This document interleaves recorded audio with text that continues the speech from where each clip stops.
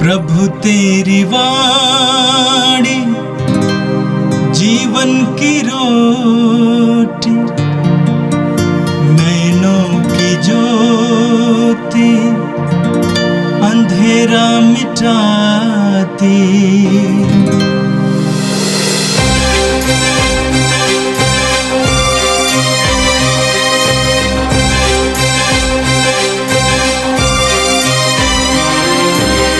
प्रभु तेरी वाणी जीवन की रोटी, नैनों की ज्योति अंधेरा मिटाती। प्रभु तेरी वाणी जीवन की रोटी, नैनों की ज्योति अंधेरा मिटाती। वाणी वाणी वाणी वाणी वाणी पवित्र है, शाश्वत है, जीवन का मन्ना है। 10 मई शुक्रवार। पहला पाठ प्रेरित चरित अध्याय 18 पद संख्याएं 9 से 18 तक। प्रभु ने कुरिन्थ में किसी रात को दर्शन देकर पौलुस से यह कहा, डरो मत, बल्कि बोलते जाओ और चुप मत रहो, मैं तुम्हारे साथ हूँ। कोई भी तुम पर हाथ डालकर तुम्हारी हानि नहीं कर पाएगा, क्योंकि इस नगर में बहुत से लोग मेरे अपने हैं। पौलुस लोगों को ईश्वर के वचन की शिक्षा देते हुए 1.5 बरस वहाँ रहा। जिस समय गल्लियो अखाया का प्रांतपति था, सब यहूदी मिलकर पौलुस को पकड़ने आए और उसे न्यायालय ले जाकर उन्होंने यह कहा, यह व्यक्ति ईश्वर की ऐसी पूजा पद्धति सिखलाता है जो संहिता से भिन्न है। पौलुस अपनी सफाई में बोलने ही वाला था कि गल्लियो ने यहूदियों से यह कहा, यहूदियों, यदि यह अन्याय अथवा अपराध का मामला होता तो मैं अवश्य धैर्यपूर्वक तुम लोगों की बात सुनता, परंतु यह वाद विवाद शिक्षा नामों और तुम्हारी संहिता से संबंध रखता है। यह मामला तो तुम लोगों का है। मैं ऐसी बातों का न्याय करना नहीं चाहता। और उसने उन्हें न्यायालय से बाहर निकलवा दिया। तब सब यहूदियों ने सभागृह के अध्यक्ष सोस्थेनेस को पकड़कर न्यायालय के सामने पीटा, किंतु गल्लियो ने इसकी कोई परवाह नहीं की। पौलुस कुछ समय तक कुरिन्थ में रहा और इसके बाद वह भाइयों से विदा लेकर प्रिसिल्ला तथा अक्विला के साथ नाव से सीरिया चला गया। उसने किसी व्रत के कारण केनखेया में सिर मुड़ाया। यह प्रभु की वाणी है। संत योहन के अनुसार पवित्र सुसमाचार अध्याय 16 वाक्य 20 से 23 तक। ईसा ने कहा, मैं तुम लोगों से कहता हूं, तुम रोओगे और विलाप करोगे, परंतु संसार आनंद मनाएगा। तुम शोक करोगे, किंतु तुम्हारा शोक आनंद बन जाएगा। प्रसव निकट आने पर स्त्री को दुख होता है, क्योंकि उसका समय आ गया है, किंतु बालक को जन्म देने के बाद वह अपनी वेदना भूल जाती है, क्योंकि उसे आनंद होता है कि संसार में एक मनुष्य का जन्म हुआ है। इसी तरह तुम लोग अभी दुखी हो, किंतु मैं तुम्हें फिर देखूंगा और तुम आनंद मनाओगे। तुमसे तुम्हारा आनंद कोई छीन नहीं सकेगा। उस दिन तुम मुझसे कोई प्रश्न नहीं करोगे। मैं तुम लोगों से कहता हूं, तुम पिता से जो कुछ मांगोगे वह तुम्हें मेरे नाम पर वही प्रदान करेगा। ये प्रभु का दिव्य सुसमाचार है। ख्रिस्त प्रभु की जय। मेरे प्रिय भाई और बहनों, आज का पहला पाठ प्रेरित चरित्र के अध्याय 18 से लिया गया था। पाठ में आपने सुना कि पौलुस कुरिन्थ में सुसमाचार की घोषणा में लगे हुए थे और वहां के कुछ यहूदियों ने उनका विरोध किया और उनको अधिकारियों के सामने लाया, पेश किया गया। लेकिन आज के पाठ में आपने सुना कि कैसे ईश्वर ने पौलुस को उनके हाथों से छुड़ाया। जो प्रभु के प्रति समर्पित हैं, जो ईश्वर के सेवक सेविकाएं हैं, जो ईश्वर के प्रति वफादार हैं, उनकी रक्षा स्वयं ईश्वर करता है और उनकी रक्षा के लिए ईश्वर प्रबंध करता है। दानियल के ग्रंथ के अध्याय 3 में आप पढ़ेंगे कि कैसे दानियल के 3 मित्र जलती हुई भट्टी में डाले गए थे, क्योंकि वे जीवित ईश्वर की आराधना करते थे। उस ईश्वर को छोड़कर और किसी की आराधना करने के लिए तैयार नहीं थे। लेकिन ईश्वर ने उस जलती हुई भट्टी से उनको सुरक्षित बाहर लाया। दानियल को ही भूखे सिंह के खड्ड में डाला गया था केवल इसलिए कि दानियल जीवित ईश्वर की आराधना नियमित रूप से करता था। ईश्वर ने अपने दूत को भेजकर भूखे सिंह के मुंह को बंद कर दिया और दानियल को सुरक्षित उस खड्ड से बाहर लाया। अपने श्रद्धालु भक्तों के साथ ईश्वर यही करता है। कुरिन्थ में जब पौलुस का विरोध हो रहा था, उस समय वचन में लिखा हुआ, आज के वचन में आपने सुना कि प्रभु ने किसी रात को दर्शन देकर पौलुस से यह कहा, डरो मत, बल्कि बोलते जाओ और चुप मत रहो।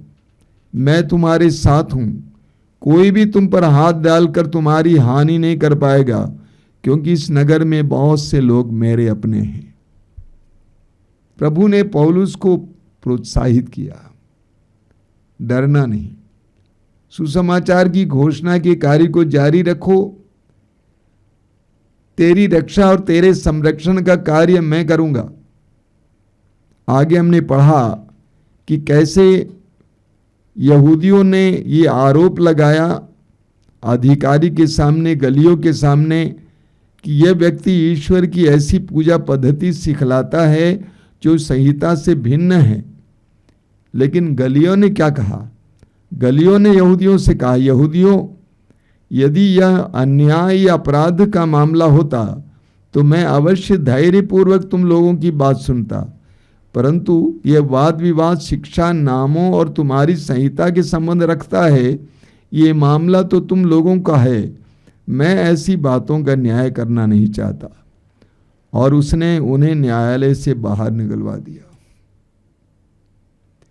कैसे प्रभु ने एक अधिकारी को इस्तेमाल किया पौलुस को उन विरोधियों के हाथों से छुड़ाने के लिए। मेरे प्रिय भाई और बहनों, प्रभु ईश्वर यही करता है। अगर हम प्रभु के प्रति वफादार हैं, अपने विश्वास में निष्ठावान हैं, अगर हम प्रभु के प्रति समर्पित हैं, अगर हम प्रभु के प्रति निष्ठावान हैं, विश्वास में दृढ़ हैं, तो प्रभु ईश्वर स्वयं हमारी सुरक्षा के लिए, हमारे संरक्षण के लिए प्रबंध करेगा। यह एक सच्चाई है कि प्रभु ईश्वर उन सब के साथ रहता है जो प्रभु के प्रति वफादार हैं और ईमानदार हैं। और आज का सुसमाचार संत योहन के सुसमाचार के अध्याय 16 से लिया गया था। आज के सुसमाचार में आपने सुना कि प्रभु यीशु अपने शिष्यों को आगामी दुखों के बारे में और दुखभोग के बारे में और आगामी आनंद के बारे में भविष्यवाणी करते हैं। संत याकूब अपने पत्र में लिखते हैं, अध्याय 1 उसके वाक्य 2 और 3 में, जब आप लोगों को अनेक प्रकार की विपत्तियों का सामना करना पड़े तो अपने को धन्य समझिए, आप जानते हैं कि आपके विश्वास का इस प्रकार का परीक्षण धैर्य उत्पन्न करता है। याकूब कहते हैं कि एक विश्वासी के जीवन में दुख पीड़ाएं जरूर आएंगी, लेकिन उन दुख पीड़ाओं में घबराना नहीं है, बल्कि अपने को धन्य समझना चाहिए। पेतरुस को सुनिए। पेतरुस अपने पहले पत्र के अध्याय 1 वाक्य 6 में कहते हैं, ये आप लोगों के लिए बड़े आनंद का विषय है, हालांकि अभी थोड़े समय के लिए आपको अनेक प्रकार के कष्ट सहने पड़ रहे हैं। पेतरुस कहते हैं कि आपके लिए आनंद का विषय है, हालांकि अभी आपको कई प्रकार के कष्ट सहने पड़ रहे हैं। एक विश्वासी के जीवन में दुख लिखा हुआ है। फिलिपियों के पत्र के अध्याय 1 वाक्य 29 में संत पौलुस कहते हैं, आप लोगों को न केवल यीशु मसीह में विश्वास करने का, बल्कि उनके कारण दुख सहने का भी वरदान दिया गया है। पौलुस कहते हैं कि एक शिष्य के जीवन में, प्रभु यीशु के शिष्य के जीवन में दुख लिखा हुआ है, लेकिन प्रभु कितने ढंग से समझाते हैं। प्रभु कहते हैं कि तुम शोक करोगे, किंतु तुम्हारा शोक आनंद बन जाएगा। आज तुम शोक करोगे, लेकिन तुम्हारा शोक आनंद बन जाएगा। मैं ऐसे सैकड़ों लोगों को जानता हूं जो विश्वास में आते समय शोकित थे, लेकिन आज आनंद मना रहे हैं। प्रभु का वचन उनके जीवन में पूरा हुआ। प्रभु एक छोटा सा उदाहरण देते हैं। प्रभु कहते हैं, प्रसव निकट आने पर स्त्री को दुख होता है, प्रसव पीड़ा होती है, क्योंकि उसका समय आ गया है, किंतु बालक को जन्म देने के बाद वो अपनी वेदना भूल जाती है, क्योंकि उसे आनंद होता है कि संसार में एक मनुष्य का जन्म हुआ है। एक बहुत सुंदर उदाहरण प्रभु देते हैं। नारियों को बच्चों को जन्म देने के लिए प्रसव पीड़ा झेलना पड़ता है, और उस समय बहुत वेदना होती है, पीड़ा होती है, लेकिन बच्चे की आवाज सुनते ही वो अपनी पीड़ा को भूल जाती है। प्रभु कहते हैं कि एक विश्वासी के जीवन में भी यही होगा, और तुम्हारे जीवन में भी यही होगा। आगे प्रभु कहते हैं, इसी तरह तुम लोग अभी दुखी हो, किंतु मैं तुम्हें फिर देखूंगा और तुम आनंद मनाओगे, और तुमसे तुम्हारा आनंद कोई छीन नहीं सकेगा। प्रभु कहते हैं कि तुम्हारा आनंद उस समय कोई छीन नहीं सकेगा। एक विश्वासी को दुखों से गुजरना पड़ता है, लेकिन उन दुखों के बावजूद उसको एक ऐसा आनंद मिलता है जो बाहर से अंदर की ओर नहीं आता है, बल्कि अंदर से बाहर की ओर जाता है। इस संसार में अधिकतर लोग जिसको आनंद कहते हैं, वो आनंद शाश्वत नहीं है, बना रहने वाला नहीं है, क्योंकि वो चीजों पर, परिस्थितियों पर, लोगों पर टिका हुआ आनंद है। परिस्थितियां बदल जाती हैं, चीजें खराब हो जाती हैं, मिट जाती हैं, लोग हट जाते हैं, तो उनका आनंद भी समाप्त हो जाता है। लेकिन एक विश्वासी का आनंद अंदर से बाहर की ओर उमड़ता है, बहता है। ये अंदर की बात है, बाहर की बात नहीं है। प्रभु यीशु यही हमें समझाते हैं कि तुम्हारा आनंद अलग है। अब उदाहरण लीजिए, प्रेरित चरित्र अध्याय 16 में हम पढ़ते हैं, पौलुस और सीलस फिलिपी नगर में सुसमाचार की घोषणा करने के कारण बहुत बुरी तरह से पीटे गए, उन पर कोड़े लगाए गए, बंदी गृह में बंद किए गए, लेकिन तब भी उस हालत में भी वे आनंदित थे और रात में प्रभु की स्तुति कर रहे थे। एक विश्वासी के आनंद को कोई छीन नहीं सकता है। प्रभु कहते हैं कि तुम्हारा आनंद कोई छीन नहीं सकेगा, क्योंकि एक विश्वासी का आनंद परिपूर्ण आनंद है, ना मिटने वाला आनंद है। यूहन्ना के सुसमाचार के अध्याय 15 वाक्य 11 में प्रभु कहते हैं कि मैंने तुमसे ये सारी बातें इसलिए कही कि मेरा आनंद तुम में हो और तुम्हारा आनंद परिपूर्ण हो। मेरे प्रिय विश्वासी भाइयों और बहनों, मसीही भाइयों और बहनों, हर मनुष्य के जीवन में कोई ना कोई दुख आता है, लेकिन एक विश्वासी और अविश्वासी में क्या फर्क है? एक अविश्वासी को दुख पछाड़ देता है, रौंद देता है, लेकिन एक विश्वासी दुख को रौंद देता है और पछाड़ देता है, और इस तरह वह दुख पर जीत पाता है, और उस समय उसको जो आनंद प्राप्त होता है वो किसी के द्वारा छीना नहीं जा सकता है। प्रभु यीशु यही बात आज सुसमाचार के द्वारा हमें बताते हैं। तुम्हारे जीवन में दुख है, उससे रौंदो, उस पर जीत पाओ। आइए हम प्रार्थना करें।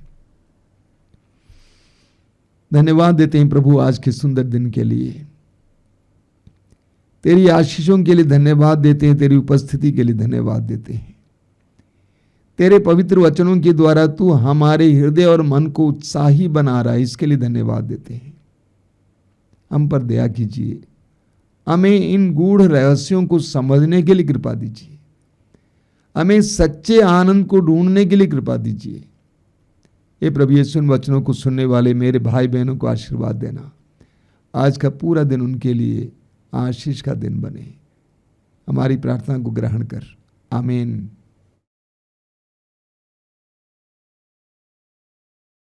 प्रभु तेरी वाणी जीवन की रोटी, नैनों की ज्योति अंधेरा मिटाती। वाणी वाणी वाणी वाणी वाणी पवित्र है, शाश्वत है, जीवन का